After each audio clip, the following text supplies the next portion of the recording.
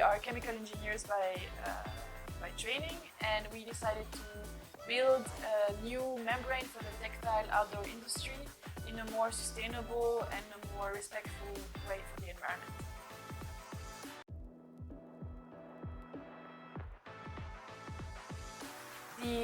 The idea of the startup came from my co-founder, Mario.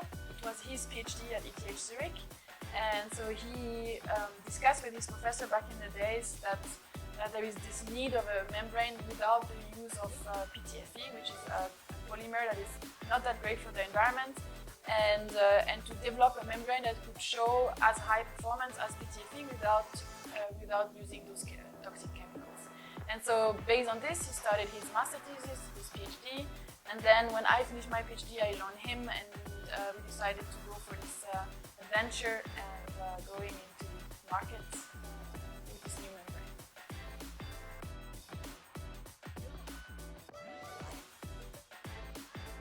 So we are a B2B ingredient branding, so we are targeting outdoor sports companies that decide to go into more sustainable productions, for example, changing using membranes that have these chemicals, and in the production process towards ours, we are not using these PFCs in the production of our membranes.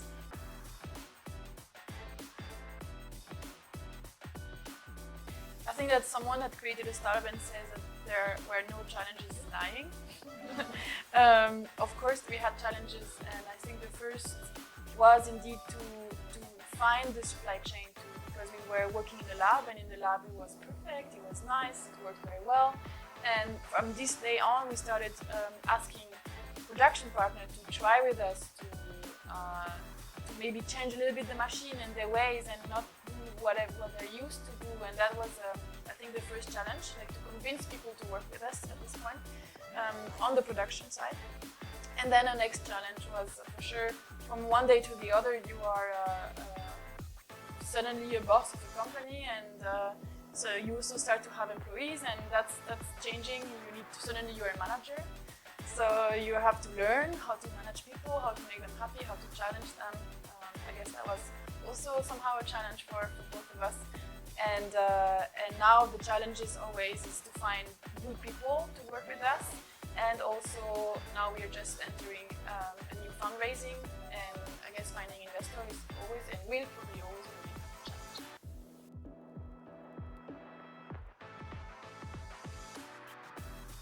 The good quality for a startup, I think it starts with a good idea. It also starts with the right founding team. I think that's really important. So that's why Mario and me, we actually decided to spend 3 months together before incorporating, see whether we would kill each other or if it would work out. At the end of the day, everything went fine, and we decided to create the company. But it's very important to have a team that is I'm definitely someone that is positive and look at the bright side of things and continue. He's more of he's gonna say pragmatic, but the real thing is rather negative always. But I think both together is actually bringing a very good ratio of reality and how to continue the creation of the startup. So that's very important. Else, finding the right production partner at first. I think we found very good partners, so that helped us a lot. And also clients. At some point, we had good motivated clients at first that helped us understand the supply chain, understand the market, and that for sure also helped us in the creation of where we are right now.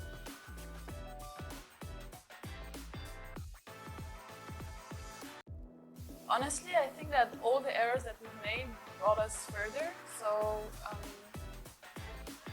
it's difficult to answer because every time we made a mistake, we learned from it. So of course, I wish some we shouldn't have made, but at the end of the day, we brought us further. So maybe I'm gonna say that maybe in our hiring system, maybe with mistake, we started to maybe add some more steps to it and to be able to know the person better, because the first 10 employees are key in the startup, and we have to hire the right people. And luckily, we hired very, very good people.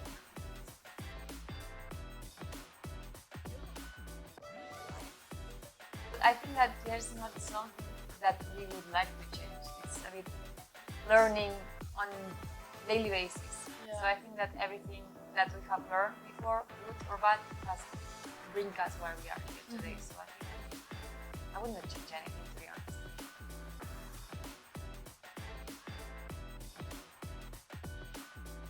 So we are creating a membrane. So you have to imagine it's like a plastic bag sheet, like a very thin sheet on 1 meter 50 width, and then rolls of 1,000 meter, for example. So this is the product that we are selling. To make this, we are sourcing polymers, we are sourcing minerals, we are mixing those two together, creating these films, and then washing the minerals out of the film. So by washing it out, we create the porosity that allows the breathability of the product. So when you're doing sports and you're wearing your jacket or you're hiking and you're sweating, this sweat will be able to go out via the porosity. And then this membrane is then laminated to textile. It can be a two-layer, meaning it's membrane face fabric that is outside.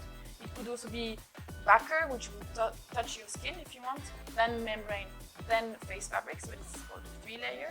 And then those rolls of fabric are being sent to the garment manufacturer, and then they will receive a design from a brand, and they will decide where there is a pocket, where there is a size, or where there is this elastic thing for the hood, for example.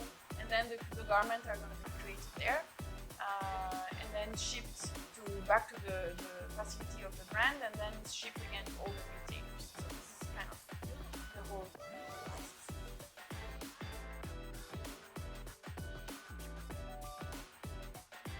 So initially we are targeting sports brands.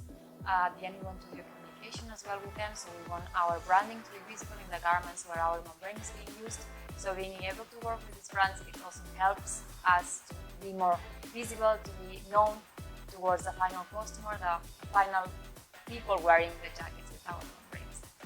And then the next stage would be also selling to potential textile manufacturers, for example, where they can incorporate the membranes into their fabric supply chain.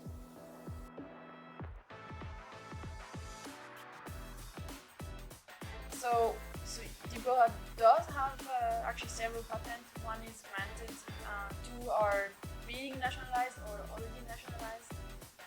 It takes really a long time to get granted. And so we have three on different types of technology, but it's always describing the membrane. It's never really describing the textile that we are laminating into. So this is like another technology that is not really part of our know-how. But then a licensing idea of the technology could be for sure something that we could consider in the future. But right now we would like to first have a proof of concept that we are scaling the technology, it does work. It works in Europe, but it also works in Asia. And I think once we have this proof of concept and maybe first collection out, etc., we could maybe think about licensing the technology.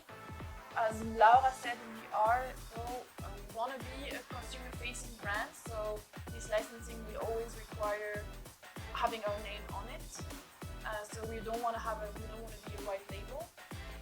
And there could be some other market where we could consider being a white label, construction or some other medical garments, for example, or workwear. But generally speaking, when it comes to outdoor textile industry, we want to be branded. So that's if we were to talk licensing, then branding.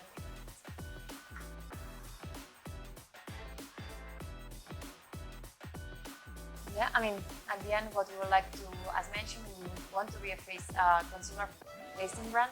So what we would like is that customers go to the stores, are able to recognize our branding, they are able to recognize that this product contains our membranes, so they can rely on the product that they are buying. We would like to be able to scale our products and to be visible. Now we have done some collections already in Switzerland, but we would also like to be outside Switzerland and be able to increase the brand awareness of our product in the next 5 years. Of course, I mean, this is going to involve having team growth as well, so we would like maybe to expand to other markets when it comes to production too. Now we are mostly producing in Europe, but we would also like to go to Asia to start producing there and be able to increase our presence internationally.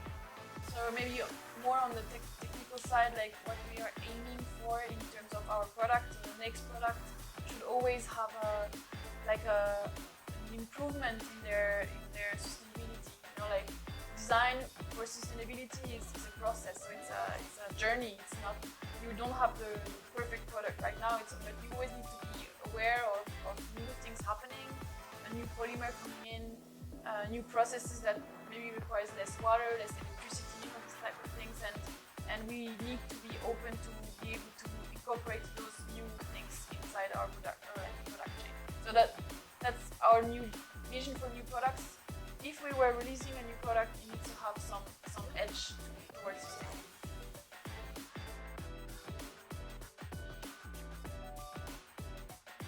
So now we are going through our social media, so we are communicating and trying to inform people and consumers of which are the benefits of using our products against products using this chemistry, these fluorinated chemicals. We are also trying to work together with brands, so we want to give them this kind of B2B2C communication, so they are able to also communicate our products towards their customers, and we can provide this information to them as we are kind of the knowledge partners to give them. We also want to work into the full communication of our company, so we have continuous or established image and branding internally, but also outside towards the customers. And hopefully in 3 to 5 years, hopefully even less, we will be able to provide all this information to them, and this can come such as online information, booklets, hang tags, any kind of document or information that they need in order to do it in the point of sales or online media communication.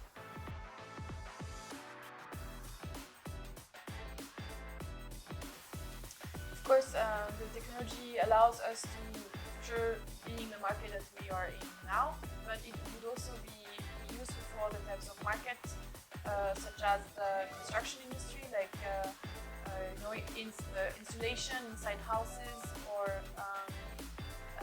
like when they are building a house, they would need to protect. For example, before the roof is here, you need to protect what is inside already. So you need to cover the covers of houses, for example, or in the protective wear, like everything that needs firemen, or medical wear, like it's rather like single-use things. So here it might be important or interesting to think about really using something that is recyclable, even if it's full of blood, or even biodegradable at some point. So those are things that we are checking out for the future products.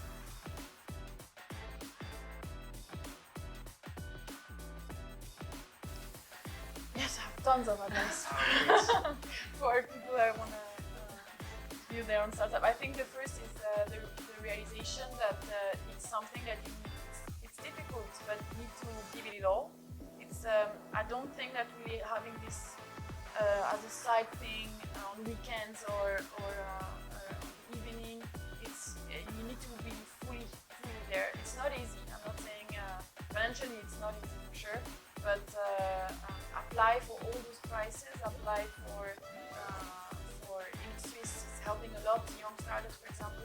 So use all the help that is available for you, and there are a lot. If your idea is nice, if you can pitch it well, there are tons and tons of help to kickstart. And once you're a bit more established, then you can start of course, develop your product, but also start to look for investment, and then from there on you can grow. But I would say that as first, try to get as much money for free, we call it, because it's not related to shares, as possible to increase the value of your company, and find the right founding partners.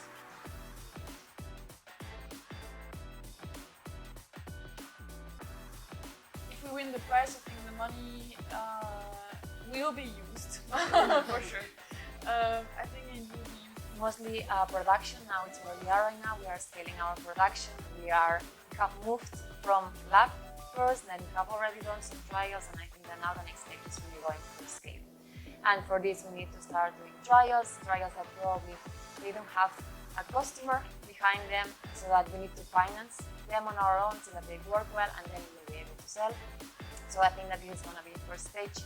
Also, all the traveling, all the visits that involve that. So as mentioned, we are trying to externalize our production to Asia as well. So this means a lot of time visiting partners, going there, doing production, doing trials with them, sourcing raw materials to do them. And this is money and time consuming. At the end, if it's successful, it's going to be a great success for the company. But starting there, it's going to be, this money is going to be a great help in order to start.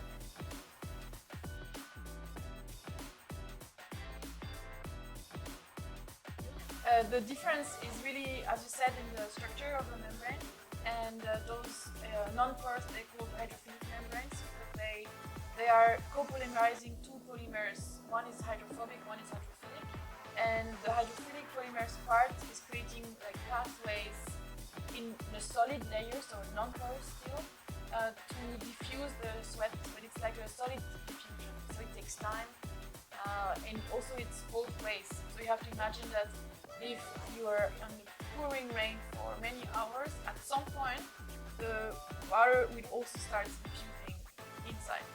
So yes, the first few droplets will be kicked out if you want, but there is this negative things. Another negative thing is that the breathability is less. Like we are way more breathable. On the other hand, they are more solid. Like it's more. It's less fragile because it's not porous, right? And also probably on the washability, like laundry and stuff, are also probably more stable than porous membrane in general. So there are always two things to consider. But if I would go for high performance, like high sports, I would go for microporous membrane. Whether it's us or someone else, something to decide. But I would like rather for porous membrane.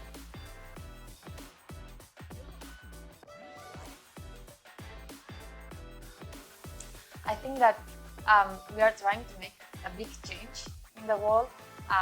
We are trying to change an industry that has been working for so many years, that it has been damaging not only the nature but also humans for so many years, and it's kind of established. So I think that here we are trying to move, to change a way of doing, a mentality a bit, let's say, to more sustainable, more friendly production somehow, and even good for people on farmland. We're trying to reverse all the damage that has been done, to eradicate it, or at least try to minimize what has happened. So I think that we are trying to solve a real life situation. We are trying to be part of this change, and we have been seeing this nowadays with all the regulations that are going to be forced. It's starting in Europe, it's also starting in the States. So I think that we try to be there, be state-of-art solution, and try to provide this change that is really needed right now in the industry. I think it would be great to get votes for us, but I would prefer if everyone could go buy our products.